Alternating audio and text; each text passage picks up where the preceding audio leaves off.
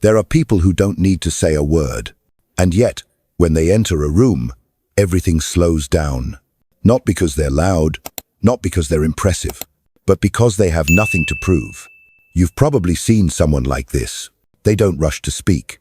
They don't force eye contact. They don't fill the silence. And still everyone notices them. They sit, calm, composed, as if they don't need the room.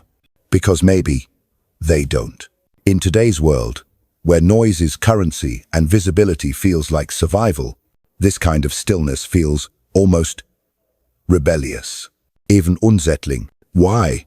Because it breaks an unspoken rule. If you're not constantly performing, you're being left behind. But this person, they're not chasing applause. They're not looking for reassurance. They've already made peace with who they are without needing the audience. Carl Jung once wrote, "He who looks outside dreams. He who looks inside awakens." The man who says little but radiates presence has likely walked a long, quiet road inside himself. He's not avoiding you. He's not cold. He's centered. And that can be deeply disarming, because most people wear masks. Not literal ones, but the kind Jung called the persona, the polite face, the role we think the world expects, the armor we wear to be accepted. So when someone walks in without a mask, who simply exists without trying to win approval, it reflects something back at us. It exposes the parts of ourselves still hidden. And that kind of mirror makes us squirm. He's not trying to make you uncomfortable. You're uncomfortable because he reminds you of the version of yourself you haven't made peace with yet. People might say he's arrogant, distant, mysterious. But here's the truth. He doesn't need to be seen because he's already seen himself. And that makes him rare. This kind of calm doesn't come naturally. It's earned. It comes after years of reacting too quickly, of talking too much and being heard too little, of wanting to be understood, until one day you stop needing that. True confidence isn't loud. It's not charming. It's not the room's attention. It's sitting with yourself, fully, and being at peace with the silence. Let's be honest, this isn't the version of confidence the world sells us. It's not flashy. It doesn't come with a following. It doesn't win applause. But if you've ever been through something real, if you've ever faced loss, betrayal, regret, you know exactly what I'm talking about. Because after enough pain, something shifts. You stop reaching. You stop explaining. You stop performing. And for the first time in your life, you start listening. That's when stillness begins. Not as an act, but as a consequence of growth. The calmest people you'll ever meet are the ones who've survived their own storms. And that's why some people's silence is louder than others' noise. They've seen enough, felt enough. They no longer need to react to everything around them, because they've already answered the louder questions inside. And if any part of this resonates with you, if something in your chest says, "Yes, this is what I've been feeling," but couldn't quite put into words, then maybe you're not alone on this path. And maybe, just maybe, you're not becoming quieter, you're becoming whole. If that speaks to you, go ahead and subscribe. Not for me, but for you, as a small way to acknowledge that your inner life matters more than your outer noise. Because in the next few minutes, we're going deeper into the part of you that you've been avoiding, not because you're afraid, but because no one ever told you. Your shadow is not your enemy. The scariest part of yourself isn't what you show. It's what you hide. And sometimes, it's what you've hidden for so long, you forgot it was ever there. Jung called that part the shadow. We all carry one. And contrary to what many believe, your shadow isn't your worst quality. It's not evil. It's not wrong. It's simply the part of you that has been unacknowledged. The part you disowned. The anger you swallowed. The jealousy you denied. The insecurity you masked with charm. The grief you never gave yourself permission to feel. The man who walks into the room calm and unshaken. He's not free because he's untouched by those things. He's free because he stopped running from them. Carl Jung believed that what we suppress doesn't disappear. It waits. It waits in the unconscious. And when we don't face it consciously, it begins to leak out in our reactions, our triggers, our relationships, our need for control. Until you make the unconscious conscious, Jung warned, it will direct your life, and you will call it fate. That's why the world is full of men who seem confident, but are ruled by their wounds. Men who explode when challenged, or shrink when unappreciated. It's not that they're weak, it's that they haven't made peace with what still owns them. The man who is truly confident, the man who appears nonchalant on the outside, isn't suppressing emotion. He's just no longer afraid of it. He has walked into the darker corners of himself, and instead of finding monsters, he found the younger version of himself, still waiting to be seen. This is the work most people avoid. It's not glamorous. It won't earn you applause. No one will see it happen. But this is where true strength is forged. Not in public displays of control, but in private reckonings with your shadow. Let me ask you something personal. Have you ever caught yourself reacting, not because of what someone said, but because it touched something old, something unspoken, something deeper? That's the shadow speaking. And if you ignore it, you'll keep reliving the same story, different faces, same emotional script. But if you face it, if you sit with it long enough to hear it, instead of judge it, something begins to shift. Suddenly, your silence isn't empty. It's full of understanding. Suddenly, you're no longer calm because you're bottling things up. You're calm because you've faced the storm, and now you carry the weather inside you. This is why some people can sit in discomfort without needing to fix it. This is why they can hear insult and feel no sting. This is why they can observe without reacting, not because they're better, but because they're braver. Brave enough to feel shame, to admit failure, to own the ugly truths no one ever applauded them for, and still stand up and say, I'm not perfect, but I'm whole. That's what makes them untouchable. Not arrogance, not indifference, but integration. They've taken all the fragmented parts of themselves, and instead of locking them in the basement, they've invited them to the table. And now they walk differently, talk slower, smile less. But when they do, it means something. This is what you feel when someone truly knows themselves. Their presence feels grounded, rooted, unrushed. It's not a performance. It's not even confidence in the way most people define it. It's more like peace that survived war. And if you're still here, still watching, still listening, maybe you felt that war inside yourself.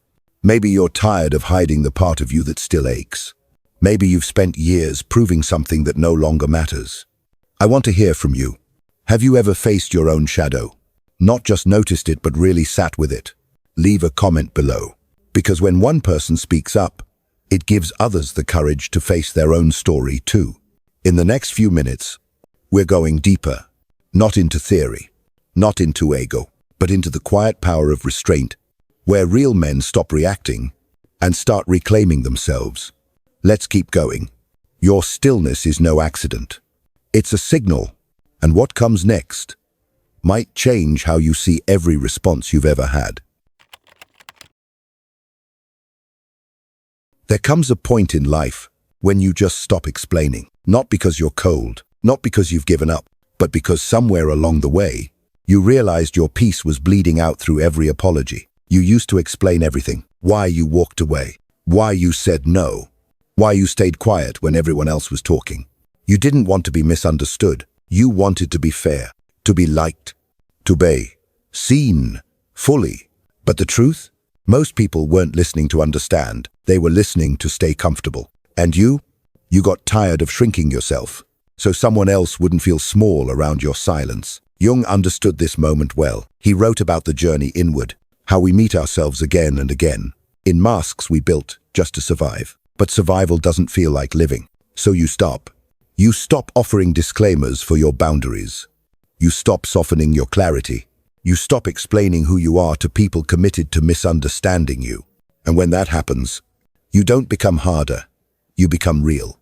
There's something different about a man who no longer performs. He doesn't beg for agreement. He doesn't fear discomfort. He doesn't rush to correct every wrong assumption about him. He knows who he is. And that's enough. You want to talk? Great. You don't get it? That's okay too. He's not here to be decoded. He's here to live. This doesn't mean he walks through life like a fortress. He still feels. But now he chooses what's worth responding to, and what can pass by like wind against stone. It's not detachment. It's emotional discipline. You might not notice it right away, but you feel it. Something about him makes you pause before speaking. He doesn't push back, but you don't want to waste his attention either. Why? Because you sense he's not available in the same way others are. His energy isn't up for negotiation. And that energy, it changes the room. Not with noise, with presence. Let me put it simply. When a man stops explaining, the world starts listening. Because people sense when someone's grounded, when someone isn't performing, when someone's silence isn't withdrawal, it's strength. Let me throw this to you. Have you ever reached that moment where you no longer wanted to convince anyone, where being misunderstood felt easier than betraying yourself again? If that's familiar, leave a thought in the comments. Even just a line. There's power in saying, I've been there too. And this is just one layer. Because silence, while powerful, can still hide storms. The real mastery? Knowing how to hold your fire without burning everything around you. And that's where we go next. Not just silence, but restraint. Not stillness because you're shut down, but stillness because you know how much strength it takes to stay still. Stay close. This next shift, it's not a surface change. It's a total rewiring of what power really looks like. It's not calm, it's control. Not the kind you show with a raised voice or a hard stare, but the kind you earn after years of watching yourself lose it. People think silence is passivity, that stillness means surrender. But sometimes the quietest man in the room is the only one who's not being moved by impulse. You know this man. You raise your voice, doesn't. You try to provoke, he blinks slowly. You expect a reaction, he gives you nothing. And somehow, that nothing feels heavier than a punch. Why? Because power isn't always about pressure. Sometimes it's the refusal to respond that exposes what's real. Jung didn't speak in terms of dominance. He spoke in terms of integration. And the man who doesn't react, he's likely already met the parts of himself that would have lashed out years ago. He knows their voice, knows how they breathe, knows how to pause them, not because they're gone, but because they no longer run the show. Restraint isn't emptiness. It's abundance with discipline. Reaction is quick, sharp, often regretted. Response is deliberate. It's slow enough to weigh consequences, but fast enough to show presence. You don't get there by chance. You get there by burning through your reactivity and realizing that not every opinion needs an answer. Not every insult deserves your energy. Not every challenge is worth your focus. This world rewards noise, but noise is predictable. Noise is weak in disguise. What you can't predict, what you can't read, that's what makes you pause. That's what makes people wonder what you're thinking and why they can't get under your skin. That kind of restraint, it isn't quiet because there's nothing to say. It's quiet because there's nothing left to prove. There's an edge in it, not aggression, not defense. Something sharper, something more dangerous. Controlled energy is the most potent kind. And this is the shift most men never reach, because they're taught to react to be real, to speak quickly, defend immediately, prove they're alive by how loudly they respond. But real presence doesn't need performance. It doesn't chase power. It absorbs the room through stillness. People look at him differently. They adjust their tone without knowing why. They don't interrupt him. They don't try to dominate him. Because, even in silence, he signals, I know exactly where I stand. There is no posturing, no flex, just clarity. And clarity unsettles people who live in chaos. This kind of man is rare, not because he was born that way, but because he was willing to lose the argument within himself before trying to win any outside it. He doesn't confuse stillness with weakness. He knows it's a choice, one of the hardest choices a man can make. To sit with what angers him, to not follow the pull, to wait, not because he's scared, but because he's focused. And when he does move, he moves with finality. No second guessing, no wasted motion. That's what makes restraint powerful. Not that it holds back, but that it knows exactly when to release. And once you've seen that kind of man, you realize real power never shouts. It doesn't flinch. It doesn't warn. It just arrives. Fully, quietly, unshakable. It's strange, isn't it? The less you say, the more they want to hear from you. The less you show, the more they want to see. The moment you stop chasing, something shifts. They start leaning in. We've all been told that to be seen, you have to be visible, loud, present, performing. But what no one teaches you is that true gravity is silent. It doesn't push. It doesn't announce. It pulls. There's something magnetic about the man who's not looking around to check if he's being watched, who doesn't adjust himself for attention, who simply stands where he stands, as if nothing outside of him can improve what's already whole. And people feel that. They may not understand it. They may misinterpret it at first, but they feel it. It's that quiet self-possession, the sense that you're not waiting to be picked. You've already chosen yourself. This kind of presence doesn't beg for space. It becomes space. It doesn't seek validation. It offers certainty. Carl Jung said, "The privilege of a lifetime is to become who you truly are. Not to be understood, not to be praised, just to be fully aligned, regardless of the noise around you." When a man lives from that place, his stillness turns into signal. Others start responding to what he doesn't say. They fill in the silence with their curiosity. They play to his rhythm, without even realizing it, not because he manipulated them, but because he no longer needs them to validate who he is. It's a paradox. The more you detach, the more people attach. The more invisible your hunger, the more irresistible your presence becomes. Because the world doesn't chase what's desperate. It chases what's rare. And restraint, real restraint, is rare. Not forced indifference, not aloof performance, but the kind of calm that comes from inner alignment, from knowing what matters, and walking away from anything that doesn't. You don't have to disappear to have mystery.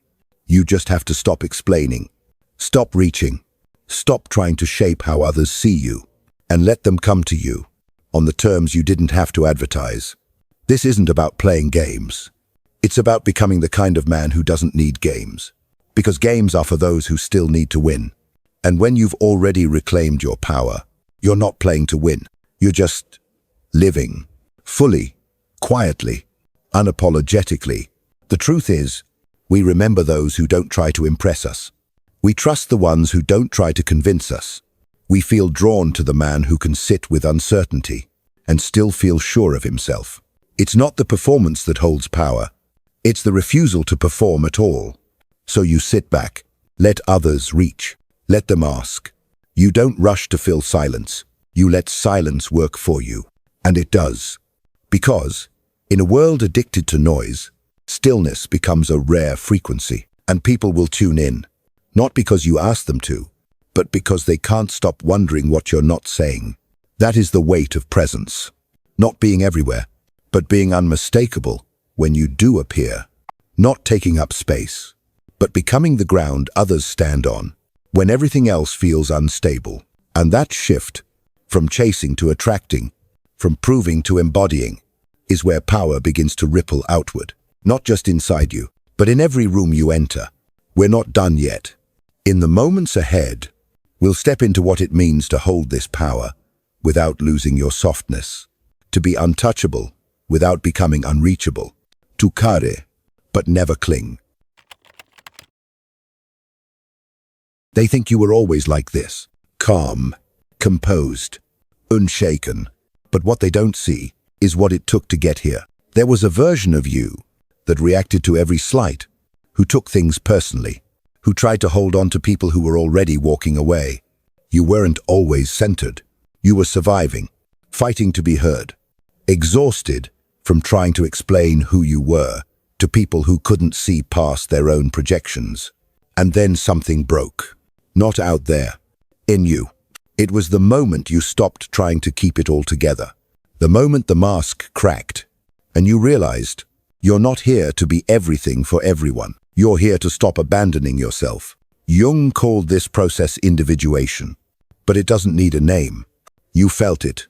A moment when you began to look inward, not to escape the world, but to reclaim the part of yourself you'd buried to survive it. That part wasn't loud. It wasn't charming. It didn't try to please. It was steady, still, and it had been waiting a long time for you to return. That's what people misunderstand. They see your peace now and think you were born with it. But they don't see the internal funeral you held for the version of you that couldn't stop proving, pleasing, chasing. You killed that Manat out of cruelty, but out of necessity, because he was tired, because he was never going to be enough. Not for the world, and not for you. So you let him die. And in that death, something new was born. Not a colder man, not a harder man, a truer one. The kind who listens more than he speaks. The kind who holds the line when emotions flare. The kind who doesn't need to be right, because he's already aligned. And now, when people test you, when they try to provoke or confuse or seduce you, you don't flinch. Not because you don't feel, but because you've learned to feel without becoming. You can feel anger without becoming angry. You can feel love without losing yourself in it. You can feel pain without needing to share it to validate it. That's not detachment. That's evolution. There's a quiet intensity in you now. Not aggressive, not flashy, but undeniable. The man who has died and come back, on the inside, no longer begs the world to give him what he already found within. And that's the part people can't name, but they feel it.